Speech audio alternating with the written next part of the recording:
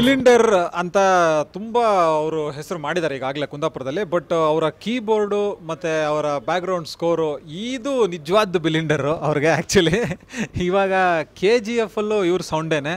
ಏನು KGF-ಅಲ್ಲಿ ತುಂಬ ಸೌಂಡ್ ಮಾಡ್ತಿದ್ರಂತೆ? ಮಾಡಬೇಕಲ್ಲ, ಸಿನಿಮಾ ಸೌಂಡ್ ಮಾಡಬೇಕು. ಎಕ್ಸಾಕ್ಟ್ಲಿ, KGF ಸಿನಿಮಾದಲ್ಲಿ ಹೆವಿ ಸೌಂಡ್ ಮಾಡ್ತಾರೆ. ಉಗ್ರಂ ಆದ ನಂತರ ಏನಕ್ಕೆ ನೀವು ಮ್ಯೂಸಿಕ್ನ ಡೈರೆಕ್ಷನ್ ಮಾಡೋದಕ್ಕೆ ಇಷ್ಟೊಂದೆಲ್ಲ ಲೇಟ್ ಮಾಡಿದ್ದು? ಇಲ್ಲ, ಆ್ಯಕ್ಚುಲಿ ವರ್ಷಕ್ಕೆ 1-2 ಸಿನಿಮಾ ಬಂದರೆ ಸಾಕು, ಅದನ್ನೇ ಆರಾಮಾಗಿ ಚೆನ್ನಾಗಿ ಮಾಡೋಣ ಅಂತ ನನ್ನ ಉದ್ದೇಶ. ಯಾಕಿದ್ರೆ ಅಮೀರ್ ಖಾನ್ ಪಾಲಿಸಿ ಫಾಲೋ ಮಾಡ್ತಿದ್ದೆ. ಆ್ಯಕ್ಚುಲಿ ಇಂಪಾರ್ಟೆನ್ಸ್ ಇರುತ್ತೆ, ಆಮೇಲೆ ಒಂದು ಯುನೀಕ್ನೆಸ್ ಮಾಡಲಿಕ್ಕಷ್ಟು ಟೈಮ್ ಬೇಕು. ಹಾಗಾಗಿ ಆ ಗ್ಯಾಪಲ್ಲಿ ಏನು ಮಾಡೋದು, ಮೈಂಡ್ ಸೆಟ್ ಆಗಿಲ್ಲ ಅಂದರೆ ಡೈರೆಕ್ಷನ್ ಮಾಡೋದು, ಈ ಥರದ ಅಭ್ಯಾಸಗಳು, ಚಟಗಳು. ಸೂಪರ್. ಸೊ ಈ ಚಟದಲ್ಲಿ ಇನ್ನೊಂದು ಹೊಸ ಚಟ ಸೇರ್ಕೊಂಡಿದೆ. ಏನು ಅಂದರೆ ಪವನ್ ಬಸ್ರೂರವ್ರನ್ನೂ ಬಿಟ್ಟಿಲ್ಲ ಇವರು. ಪವನ್ನ ಈ ನಮ್ಮ ಕೀಟ್ಲೆ ಕೃಷ್ಣ ಸಿನಿಮಾದಲ್ಲಿ ಹಾಡನ್ನ ಕೂಡ ಹಾಡಿಸ್ಬಿಟ್ಟಿದ್ದಾರೆ. ಪವನ್, ಹೆಂಗೆ ಈ ನಾನು ಹಾಡಬೇಕು ಡ್ಯಾಡಿ ಅಂತ ನೀವು ಹೋಗಿ ಹಂಗೆ ಹಾಡಿರೋದು ಯಾವ ಥರ ಆಯಿತು, ಏನಾಯಿತು? ತುಂಬ ಖುಷಿ ಆಯಿತು.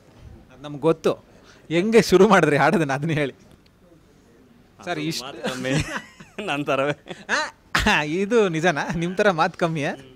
ಸೂಪರ್. ಬಟ್ ಆದರೂ KGF ಮ್ಯಾಟ್ರಿಗೆ ಅಂತ ಬರೋದಾದರೆ ಒಂಚೂರು ಸರ್, ಏನಾಗ್ತಿದೆ, ಎಲ್ಲಿದೆ ಪರಿಸ್ಥಿತಿ, ಏನು ಅಥವಾ ಎಷ್ಟು ಸಾಂಗ್ಸ್ ಇದೆ, ಏನೇನು ಕಂಪೋಸಿಷನ್ ನಡೀತಾ ಇದೆ? ಕಂಪೋಸಿಂಗ್ ನಡೀತಾ ಇದೆ. ಆಲ್ಮೋಸ್ಟ್ 2.5 ವರ್ಷದಿಂದ KGF ವರ್ಕು ತಲ್ಲೀನರಾಗಿದ್ದೀವಿ. ಸೊ ಶೂಟಿಂಗ್ ನಡೀತಾ ಇದೆ. ಹೋಪ್ ಡಿಸೆಂಬರ್ ಅಷ್ಟೊತ್ತಿಗೆ ಆಗ್ಬೋದು ಅಂತ ಅಂದ್ಕೊಂಡಿದ್ದೀವಿ. ಬಟ್ ಟೈಮ್ ಡ್ಯೂರೇಷನಲ್ಲಿ ಮಾಡ್ತಾ ಇಲ್ಲ, ಕ್ವಾಲಿಟಿ ಅಷ್ಟೇ. ಸೂಪರ್. ಈ ಒಂದಷ್ಟು ವಿಷಯಗಳನ್ನು ನಾವು ಯಾವಾಗಲೂ ಕೇಳ್ತಾ ಇರ್ತೀವಿ, ಇಲ್ಲ ಎಸ್ ಸರ್ ಜೊತೆ ಕೂತ್ಕೊಂಡ್ರೆ ಅವರು ಮ್ಯೂಸಿಕಲ್ಲಿ ಇನ್ವಾಲ್ವ್ ಆಗ್ತಾರೆ, ಡೈರೆಕ್ಷನಲ್ಲಿ ಇನ್ವಾಲ್ವ್ ಆಗ್ತಾರೆ, ಹಾಗೆ ಹೇಗೆ ಅಂತ. ಬಟ್ ಅವರ involvement is his passion. So ಅದನ್ನು ನಾವು ಪಾಸಿಟಿವ್ ಆಗಿ ತೊಗೊಂಡ್ರೆ ಪಾಸಿಟಿವ್ ಆಗಿರುತ್ತೆ. ಸೊ ಅವರು ನಿಮಗೆ ಕೊಟ್ಟಿರುವಂತಹ ಒಂದು ಪಾಸಿಟಿವ್ ಎನರ್ಜಿ ಆಗಲಿ, ಅವರ ಪ್ಯಾಷನ್ ಆಗಲಿ ಯಾವ ಥರ ಇರುತ್ತೆ? ಇಲ್ಲ, ನಾನು 90% ಇಲ್ಲಿ ತನಕ ಪ್ರಶಾಂತ್ ಜೊತೆಗೆ ಅವ್ರ ಜೊತೆ ಕೂತಿರೋದು. 1-2 ಮೀಟಿಂಗ್ ಮಾತಾಡಿದ್ದೀವಿ ಅಷ್ಟೇ. ಅಷ್ಟು ಬಿಟ್ಟರೆ ಮ್ಯೂಸಿಕ್ ಅಂತ ಬಂದವಾಗ ನಿರ್ದೇಶಕರು ನಾವು ಇಲ್ಲಿ ತನಕ ಕೂತಿದ್ದು. ಸೊ ಪ್ರಶಾಂತ್ ಅವ್ರ ಜೊತೆ ಇನ್ವಾಲ್ವ್ಮೆಂಟ್ ಜಾಸ್ತಿ. ಸೂಪರ್. ಬಟ್ ಆದರೂ ನಮಗೊಂಥರ ದೇವರಿದ್ದಂಗೆ ಬಾಸ್. ಯಾಕೆ ಅಷ್ಟೊತ್ತಿನ ಎಲ್ಲ ಬದಲಾವಣೆಗೂ ಸಿಂಪ್ಲಿಸಿಟಿಯಿಂದ ಹಿಡಿದು ಡೆಡಿಕೇಶನಿಂದ ಹಿಡಿದು ಈ ಥರ ಒಂದು ಪ್ರಾಜೆಕ್ಟ್ ಮಾಡಬೇಕು ಲೈಫಲ್ಲಿ, ಅಂದರೆ ಸುಮ್ಮನೆ ಕೂರಬಾರ್ದು, ಏನಾರು ಒಂದು ಮಾಡ್ತಾ ಇರಬೇಕು. ಫ್ರೀ ಇದ್ದೀರಾ, ಡೈರೆಕ್ಷನ್ ಮಾಡಿ, ಅದಿದ್ರೆ ಎಡಿಟಿಂಗ್ ಮಾಡಿ. ನಾನು ಇವತ್ತಿನ ಏನೆಲ್ಲ ಕಲ್ತಿದ್ದೀನಿ ಎಲ್ಲದಕ್ಕೂ ಇನ್ಸ್ಪೈರ್ ಅವರೇ. ಆಮೇಲೆ ನನ್ನಿಂದ ಯಾರೆಲ್ಲ ಇನ್ಸ್ಪೈರ್ ಆಗಿದ್ದಾರೆ ಅವ್ರಿಗೂ ಎಲ್ಲ ಇನ್ಸ್ಪೈರ್ ಅವರೇ.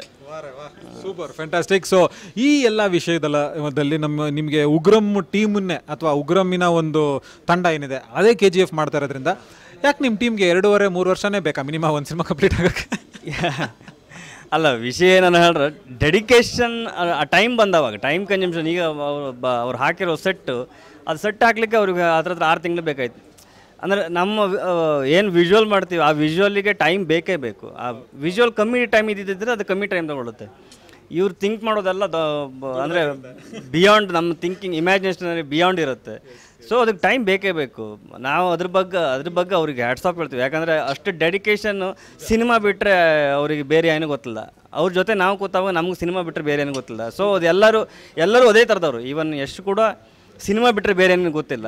ಸೊ ಹಾಗಾಗಿ ಎಲ್ಲರದ್ದು ಮನಸ್ಥಿತಿ ಒಂದೇ ಇರೋದ್ರಿಂದ ಸೊ ಕೋಆರ್ಡಿನೇಷನ್ ಒಳ್ಳಾಯಿತು. ಆಮೇಲೆ ನಿರ್ಮಾಪಕರಿಗೆ ಅವ್ರು ಆ ಥರದವ್ರು ಸಿಗೋದಕ್ಕೋಸ್ಕರ ಈ ಥರ ಸಿನಿಮಾಗಳು ಇನ್ನಷ್ಟು ಬರಲಿಕ್ಕೆ ಬರಬೇಕು. ನಿಜವಾಗ್ಲೂ ಇಷ್ಟೊಂದು ದೊಡ್ಡ ಸಿನಿಮಾಗಳನ್ನ ಕೊಟ್ಟಂತಹ ಒಂದು ಅದ್ಭುತವಾಗಿರುವಂತಹ ಬ್ಯಾನರ್ ಈಗ ಸಕ್ಸಸ್ನ ಕಂಡು ಇನ್ನೊಂದು ಸ್ವಲ್ಪ ಈ ಕಡೆ KGFಗೆ ಒಂದಷ್ಟು ಅಮೌಂಟ್ ಜಾಸ್ತಿ ಬಂತು ಅಂತ ಕೇಳ್ಪಟ್ಟೆ. ರಾಜ್ಕುಮಾರ ಸಕ್ಸಸ್ ಆದಮೇಲೆ ಇಲ್ಲ ಏನಂದರೆ KGF ಸಿನಿಮಾನೇ ಎಕ್ಸ್ಪೆಕ್ಟ್ ಮಾಡ್ತಾ ಇದೆ. ಬಜೆಟ್ ಜಾಸ್ತಿ ಅನ್ನೋದಕ್ಕಿಂತ ಅವರು ಸಿನಿಮಾಕ್ಕೆ ಏನು ಎಕ್ಸ್ಪೆಕ್ಟ್ ಮಾಡ್ತಾ ಇದೆ ಅದನ್ನ ಕೊಡ್ಲಿಕ್ಕೆ ಅವರು ಹಿಂದೆ ಮುಂದೆ ನೋಡ್ತಾ ಇಲ್ಲ. ಸೊ ಸಿನಿಮಾಕ್ಕೆ ಏನು ಬೇಕು ಕೊಡ್ತಾರೆ ಅವರು. ಸೂಪರ್. ಸೊ ರಾಜ್ಕುಮಾರ ಸಕ್ಸಸ್ ಏನು ಇದಿಲ್ಲ, ಬಜೆಟ್ ಅದು ಇದಿದೆ ಅವ್ರಿಗೆ. ಆ ಸಿನಿಮಾ ಈ ಸಿನಿಮಾ ಅಂತ ಅವರು ಭೇದ ಭಾವಗಳು ಏನಿಲ್ಲ, ಸಿನಿಮಾ ಏನು ಕೇಳುತ್ತೆ ಅದನ್ನ ಕೊಡ್ತಾರೆ. ಫ್ಯಾಂಟಾಸ್ಟಿಕ್. ಸೊ ಇವಾಗ ಗೊತ್ತಾಯ್ತು ಅಂತ ಅನ್ಕೊಂತೀನಿ ಯಾಕೆ KGF ಲೇಟ್ ಆಗ್ತಿದೆ, ಯಾಕೆ ಉಗ್ರಂ ಲೇಟ್ ಆಯಿತು. ಈ ಎಲ್ಲ ಪ್ರಶ್ನೆಗಳಿಗೆ ನಾವು ಒಂಥರ ತಮಾಷೆಕರವಾಗಿ ಒಂದು ಉತ್ತರನ ಕೊಟ್ಟಿದ್ದೀವಿ ಅಂತ ಅನ್ಕೋತೀವಿ. Fantastic sir. Hope to see you more music direction. And ಅದು ಬರ್ತಾ ಇದೆ. ಈಗ ಅಂಜನಿ ಪುತ್ರ ಇದೆ, ಮಫ್ತಿ ಇದೆ, ಅದಾದಮೇಲೆ ಗುರುದೇಶ್ ಪಾಂಡೆ ಅವ್ರ ಜೊತೆ ಒಂದು ಮಾಡ್ತಾ ಇದ್ದೀನಿ, ಸಂಹಾರ ಅಂತ. ಚಿರಂಜೀವಿ ಸರ್ಜಾ. ಹೌದು ಜೊತೆಗೆ ಟೋಟಲ್ ಒಂದು 8 ಸಿನಿಮಾ ಮಾಡ್ತಾ ಇದ್ದೀನಿ ಈಗ. ಸೊ ಎಲ್ಲ ಸಿನಿಮಾಗಳಿಂದ ಒಂದು ಬೇರೆ ಬೇರೆ ರೀತಿಯ expectation. Music oriented, background score oriented. ಕೆಲವು ಸಿನಿಮಾಗಳು ಬ್ಯಾಕ್ಗ್ರೌಂಡ್ ಸ್ಕೋರಿಗೋಸ್ಕರನೇ ತೊಗೊಂಡಿದ್ದೀನಿ. ಆ ಸಿನಿಮಾ ಕಂಟೆಂಟ್ ನೋಡಿ ಸೊ ಈ ವರ್ಷ ಒಂದಿಷ್ಟು ಒಳ್ಳೆ ಸಿನಿಮಾಗಳನ್ನ ಮಾಡ್ತಾ ಇದ್ದೀನಿ ಅಂತ ಒಂದು ಖುಷಿ ಇದೆ. ಅದ್ರ ಜೊತೆಗೆ ಒಂದು ನನ್ನ ನಿರ್ದೇಶನದ ಸಿನಿಮಾ ಬರ್ತಾ ಇದೆ. ಇದು ಬೇರೆ, ಇದು ನಿಜವಾಗ್ಲೂ ಕನ್ನಡದಾಗಬೇಕು. ಮತ್ತೆ ನೀವು ಕುಂದಾಪುರ ಕನ್ನಡ ಅಂತ ಕನ್ನಡನೇ. ಸೊ ಇನ್ನೊಂದು ನಾನು ಹೇಳೋಕ್ಕೆ ಏನು ಇಷ್ಟಪಡ್ತೀನಿ ಅಂದರೆ, ಸಿನಿಮಾಕ್ಕೆ ಭಾವನೆಗೆ ಭಾಷೆ ಬೇಕಾಗಿಲ್ಲ. ಅದು ನಾನು ಅಲ್ಲಿನ ಯಾಕೆ ಮಾಡ್ತಾಯಿದ್ದೀನಿ ಅಂತ ಉದ್ದೇಶ, ನಮ್ಮ ಇಲ್ಲಿ ಎಷ್ಟೋ ಭಾಷೆಗಳಿದೆ, ನಮ್ಮ ಇಂಡಿಯಾದಲ್ಲಿ ಎಷ್ಟೋ ಭಾಷೆಗಳಿದೆ. ಸೊ ನಾನೊಂದು 8 ವರ್ಷದಿಂದ ಒಂದು ಆರ್ಟಿಕಲ್ ಓದುವಾಗ ಅದರಲ್ಲಿ 70% ಇಲ್ಲ ಈಗ ಅಂತ. ಭಾಷೆಗಳೇ ಇಲ್ಲ. ಯಾಕಿಲ್ಲ? ನಾವು ಬಳಕೆ ಮಾಡ್ತಾ ಇಲ್ಲ. ಸೊ ಆ ಲಿಸ್ಟಲ್ಲಿ ನನ್ನೂರು ಭಾಷೆ ಸೇರಬಾರ್ದು ಅಂತ ನನ್ನ ಕಾಳಜಿ ಅಷ್ಟೇ. ಬಿಟ್ಟರೆ ನನಗೆ ಬೆಂಗಳೂರು ಕನ್ನಡದಲ್ಲೇ ಮಾಡಬೇಕು, ಕುಂದಾಪುರ ಕನ್ನಡದಲ್ಲೇ ಮಾಡಬೇಕು ಅಂತ ಏನು ಇದಿಲ್ಲ, ಡಿಫ್ರೆನ್ಸ್ಗಳಿಲ್ಲ. ನಾನು ಅಲ್ಲಿ ಮಾಡೋದ್ರಿಂದ ಅಟ್ಲೀಸ್ಟ್ ಅದು ಉಳಿದಿತ್ತಲ್ಲ ಅಂತ ಮಾಡ್ತಾಯಿದ್ದೀನಿ ಅಷ್ಟೇ. ಸೊ ನನಗೆ ಮಾರ್ಕೆಟ್ ಕಮ್ಮಿನೇ. ನಾನು ಬೆಂಗಳೂರು ಕನ್ನಡ ಮಾಡಿದ್ರೆ ಮಾರ್ಕೆಟ್ ದೊಡ್ಡದು, ಆದರೂ ಅಲ್ಲೇ ಮಾಡ್ತಾಯಿದ್ದೀನಿ. ಯಾಕಂತ ಹೇಳಿದ್ರೆ 2 ಸಿನಿಮಾಗಳು. ಸೊ ಅಲ್ಲಿನ ಭಾಷೆ ಉಳ್ದಂಗೆ ಆಗಬೇಕು, ಅಲ್ಲಿನವ್ರಿಗೆ ಒಂದು ಗ್ರಿಪ್ ಅಂತ ಆಗಬೇಕು.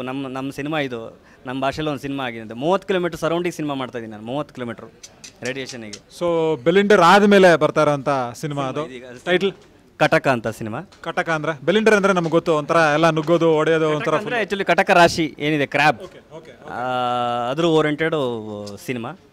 ಒಂದು ಬೇರೆ ಪ್ರಪಂಚನ, ರಿಯಲಿಸ್ಟಿಕ್ ಪ್ರಪಂಚನ ತೋರಿಸ್ಲಿಕ್ಕೆ ಹೊರಟಿದ್ದೀನಿ. Very nice. ಸೊ ಈ ಮುಫ್ತಿಲಿ ನಮಗೆ ಶಿವಣ್ಣ ಅವ್ರ ಜೊತೆ ನಮ್ಮ ಶ್ರೀಮುರಳಿ ಅವರು ಇದ್ದಾರೆ, ಇಲ್ಲಿ ಅಂಜನಿ ಪುತ್ರದಲ್ಲಿ ಅಪ್ಪು ಸರ್ ಜೊತೆ ಇದ್ದಾರೆ, ಮತ್ತು ಹರ್ಷ ಸರ್ ಜೊತೆ ಇದ್ದಾರೆ. ಅದೆಲ್ಲದಕ್ಕಿಂತ ಹೆಚ್ಚಾಗಿ ಅಂಜನಿ ಪುತ್ರ ನಮ್ಮ ಹನುಮಂತನೇ ಇದ್ದಾರೆ. ಹರ್ಷ ಸರ್ ಬೇಜಾನ್ ಇವಾಗ ಈ ಥರದ್ದು ಜಾನರ್ ಅವ್ರು ತುಂಬ ಫೇಮಸ್ಸು. ಹನುಮಂತನ ಕೃಪೆ ಏನೇನಾಯಿತು ಅಂಜನಿ ಪುತ್ರದಲ್ಲಿ ಹೇಳಿ? ಅಂಜನಿ ಪುತ್ರ ಅವರ ಪ್ರೀವಿಯಸ್ ಶೇಡ್ಗಳು ಯಾವುದು ಇದರಲ್ಲಿ ಅವ್ರು ಇಟ್ಟಿಲ್ಲ. ತುಂಬ ಚೆನ್ನಾಗಿ ಮಾಡಿದ್ದಾರೆ, ಸ್ಕ್ರಿಪ್ಟ್ ವೈಸು, ಆಮೇಲೆ ಪ್ರೆಸೆಂಟೇಷನ್ ವೈಸು. ಮ್ಯೂಸಿಕ್ ನೀವು ಹನುಮಂತನ ಸಾಂಗೇ ಇಲ್ವಾ? ಹನುಮಂತನ ಸಾಂಗ್ ಇಲ್ಲ ಅಂತ ಹೇಳಿದ್ರೆ ನೀವು ಪ್ರೀವಿಯಸ್ ಶೇಡ್ಗಳು ಯಾವುದು ಇದರಲ್ಲಿಲ್ಲ. ಅವ್ರ ಎಕ್ಸ್ಪೆಕ್ಟೇಷನೇ ಅದೇ. ಅವರು ಏನು ಸಿನಿಮಾಗಳು ಬಂದಿದೆ ಆ ಸಿನಿಮಾ ಶೇಡು, ಆ ಸಿನಿಮಾ ಹಾಡುಗಳ ಶೇಡು ಯಾವುದೂ ಇದರಲ್ಲಿರಬಾರ್ದು, ಹೊಸದಾಗಿರಬೇಕು ಅಂತ ಹೇಳಿ ಒಂದು ಇವತ್ತಿನ ಟ್ರೆಂಡ್ ಏನು ನಡೀತಾ ಇದೆ ಆ ಟ್ರೆಂಡನ್ನ ಇಟ್ಕೊಂಡು ಮ್ಯೂಸಿಕ್ ಮಾಡಿದ್ದೀವಿ. Super. So fantastic talking to Ravi Basrur sir and also Pavan Basrur. ಇಲ್ಲಿ ಕ್ಯೂಟ್ ಫೇಸ್ ಅಷ್ಟೇ ಅವ್ರದ್ದು, ವಾಯ್ಸು ಇನ್ನೂ ಕೇಳಬೇಕು, ಕೇಳ್ತೀವಿ. Thank you sir, super. So fantastic, all the best sir, ಒಳ್ಳೆಯದಾಗಲಿ. Thank you. So Ravi Basrur sir ಥರನೇ ನಾನು ಒಂಚೂರು ಏನೋ ಚೆನ್ನಾಗಿ ಕಾಣ್ತಿದ್ದೀನಿ ಅಂತಂದರೆ ಇದಕ್ಕೆ ನಿಜವಾಗ್ಲೂ ಕಾಸ್ಟ್ಯೂಮ್ ವಾರ್ಡ್ರೋಬ್ ಕೊಟ್ಟಿಸಿ ನನಗೆ ಕೊಡ್ತಾ ಇರೋದು ಮೆನ್ಸ್ ಅವೆನ್ಯೂ.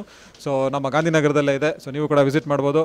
ಆ್ಯಂಡ್ ಅವರ ಮ್ಯೂಸಿಕ್ಗಿಂತ ಚೆನ್ನಾಗಿದೆ, ಚೆನ್ನಾಗಿಲ್ಲ ಅಂತ ಹೇಳೋಕ್ಕಲ್ಲ, ಬಟ್ ಇವ್ರ ಮ್ಯೂಸಿಕ್ ಗ್ರೇಟ್.